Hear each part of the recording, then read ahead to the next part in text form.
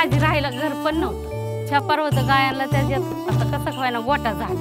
माझं नाव रतन सुनील बंडलकर.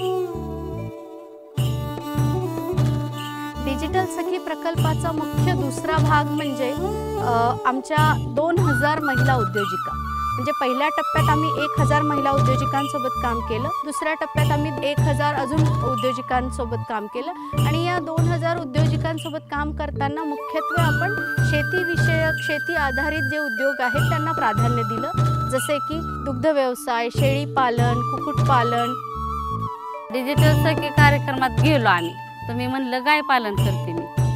मग एक गाय घेतली, अगोदरची होती. मग परत मी मुलाचा आणखीन मिस्टरांचा विचार घेतला.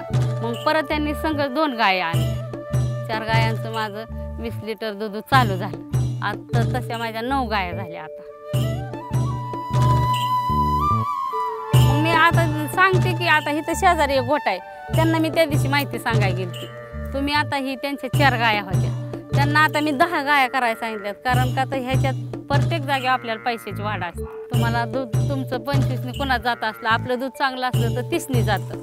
मग आपल्याला ह्याच्यात उत्पन्न वाढू शकते ना. मग सही बी यायला लागली, मला वाचाय बी यायला लागलं थोडं थोडं. म्हणजे आनंद इतका होतोय मला की मला अजून ह्याच्यापेक्षा मला वाटतं मी अजून उंच जावं म्हणून.